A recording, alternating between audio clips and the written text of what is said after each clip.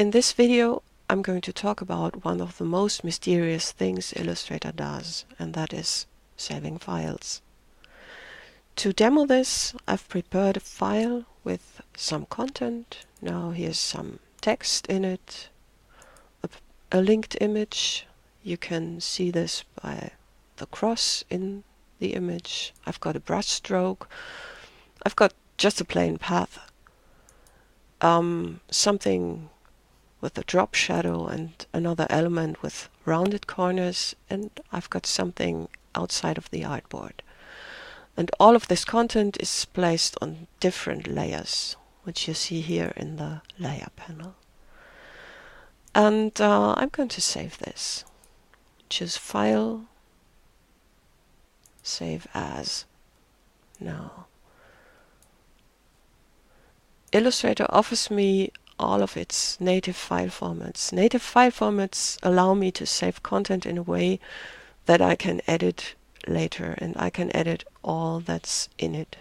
And I'm going to select the most native file formats of all, which is the AI file format, and select the place where I want to store it, which is on my hard disk, because Illustrator doesn't play well with networked or removable drives, so I'm saving this and I'm getting to the Illustrator options. And there I can select a version. Of course, I select Illustrator CC, which is the version I'm working in, and this allows me to be most editable. I've got some other versions, some other options for this AI file, and the option I want to talk about is this one, Create PDF Compatible File, and I've checked it and say OK. You may have heard that I need to check this option in order to be able to place this file in InDesign.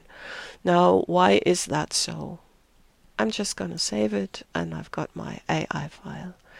Now, to see what's happening in InDesign, I've prepared a file in InDesign and gonna place something in it. I've saved a file without PDF content, and this one I'm going to open and place. And you see, this is what happens. The file has no PDF content. It's of no use at all in my layout. So let's go back to Illustrator CC and save this file again.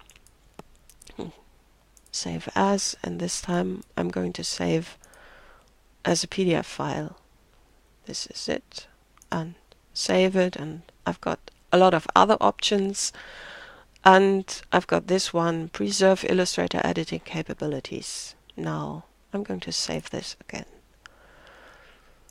So there are my files in my folder, and what actually happens is this.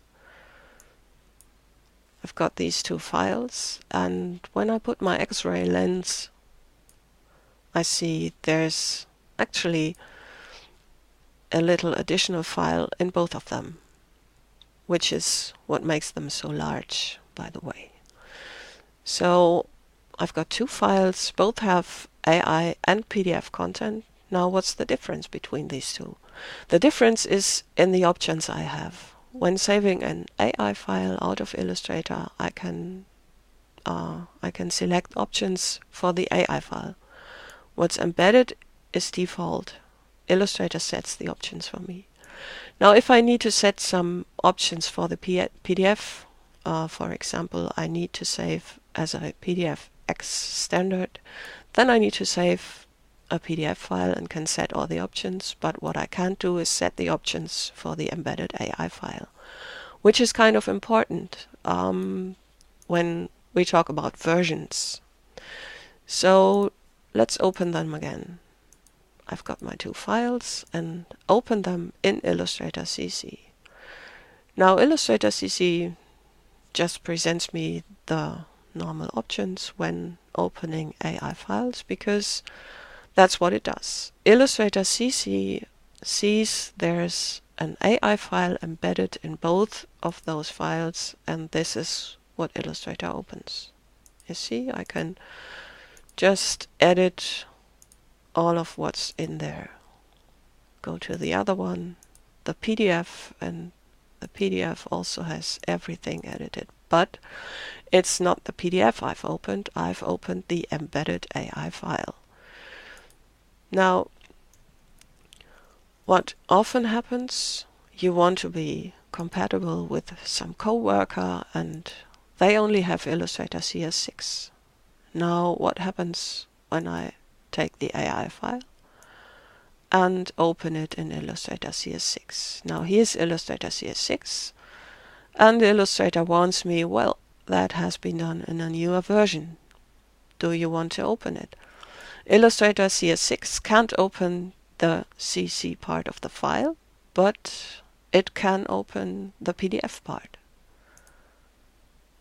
And that's what I'm doing now.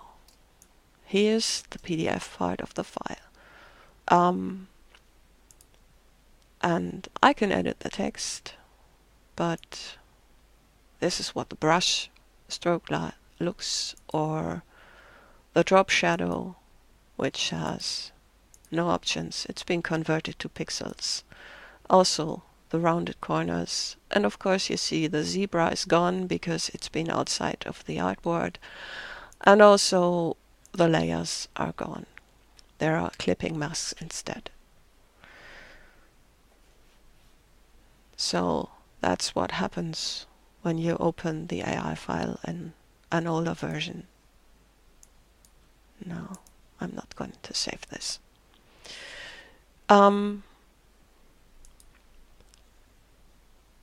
Of course, we can also force Illustrator CC to use the PDF part of the file, and sometimes we even need that.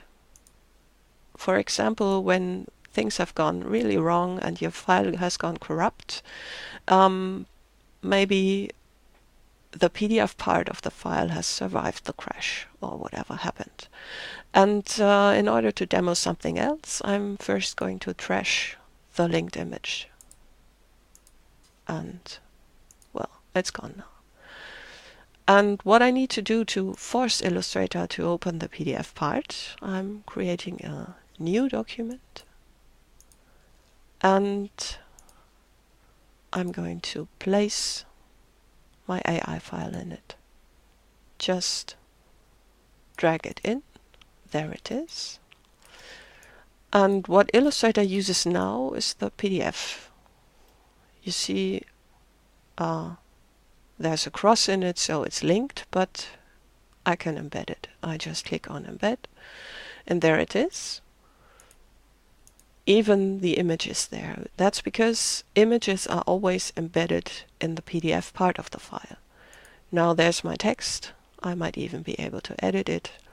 But of course, the brush stroke or the drop shadow, everything is expanded, and it won't be a lot of fun to edit this text. There's even something more in this PDF part, and to demo that, I'm going to close this again, and I'm going to uninstall the font I've used. And just move it to the trash and do all of it again. Create a new file, and I'm going to place my AI file again. Now Illustrator should actually have warned me that the font doesn't exist. It's not installed, but the font is actually embedded in the PDF as well. Now to get at this font, I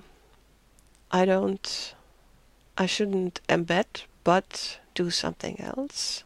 I select Object, Flatten Transparency, and convert all text to outlines, and I say OK. Now what happens is, go into outline mode. You see the font has been converted to outlines. Of course I cannot edit the text, but I could use a logo or whatever text it was. So let's go into preview mode again. Now that's been PDFs and AI files, but what about EPS? I'm opening this one again, and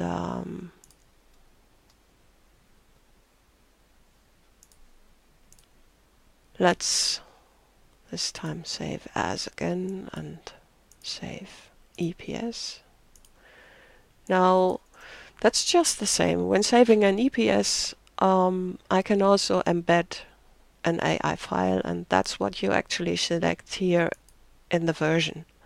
You select the version of the embedded AI file. EPS has no version higher than 3, which has been done in 1999. But you select here the embedded AI file in the EPS is version Illustrator CC.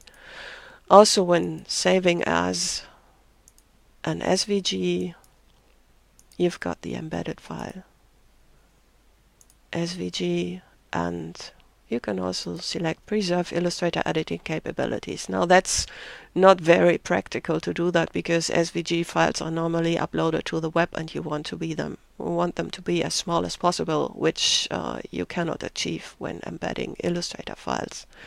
But it would be possible to do so.